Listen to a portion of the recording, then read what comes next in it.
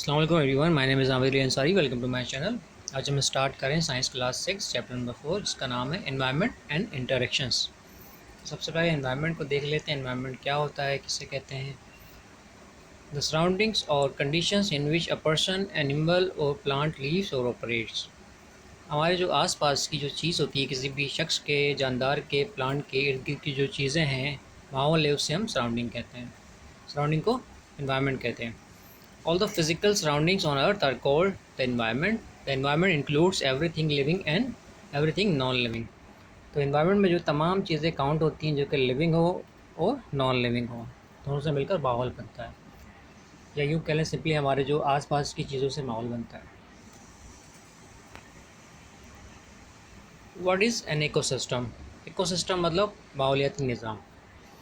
माहौलियाती निज़ाम क्या है? Living organisms seems to interact amongst themselves and with the physical environment. This, in short, can be called an ecosystem. तो living organism को interact करना पड़ता है खुद और फिजिकल एनवायरनमेंट के साथ, उससे हम इकोसिस्टम कहते हैं।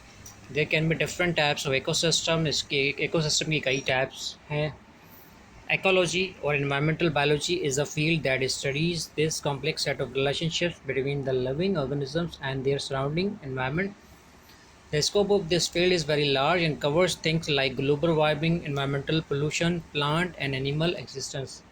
तो इकोलॉजी या एनवायरमेंटल बायोलॉजी में हम जो है environmental issues like global warming, environmental pollution है, प्लांट्स एंड एनिमल एक्सटिंक्शंस हैं, इनके बारे में हम पढ़ते हैं।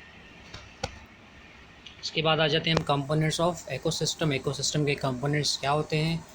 तो they are biotic and abiotic components. Biotic components of ecosystem क्या हैं? As the name says bio, bio means life. The living components of an ecosystem are called biotic components. Biotic component में जो है प्लांट्स, एनिमल्स, फंजाई, इंसेक्ट्स होते हैं।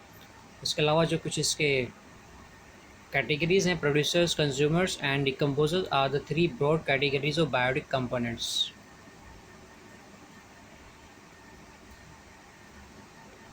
Producers जो हैं are the plants in the ecosystem which can generate their own energy requirement through photosynthesis.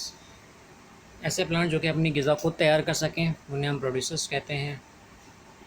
Consumers depend for their nutrition on the organic food produce by green plants.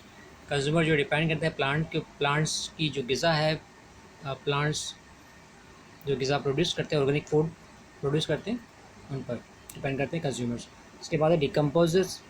Decomposers bring about decomposition of dead plants and animals and return various important minerals for the running of the geochemical cycles. The saprophytes play a vital role in recycling the nutrients so that the producer, that is plants, can use them once again. इसके बाद abiotic components of ecosystem. Abiotic components यानी कि non living components are the physical or chemical factors that act on living organisms at any part of their life. These are also called as ecological factors. The physical and chemical factors are characteristics of the environment. Sunlight, air, water, soil and nutrients etc. form the abiotic components of an ecosystem. तो abiotic में जो है sunlight, air, water, soil and nutrients जो हैं abiotic components of ecosystem है। ये कुछ basics हैं इसमें, जिसमें हमने कवर किया एनवायरनमेंट यानी कि हमारे आसपास की जो चीज़ें हैं, उसे हम एनवायरनमेंट, माहौल कहते हैं।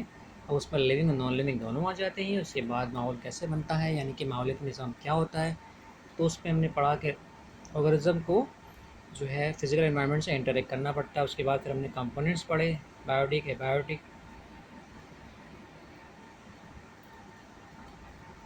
This is all about chapter number 4।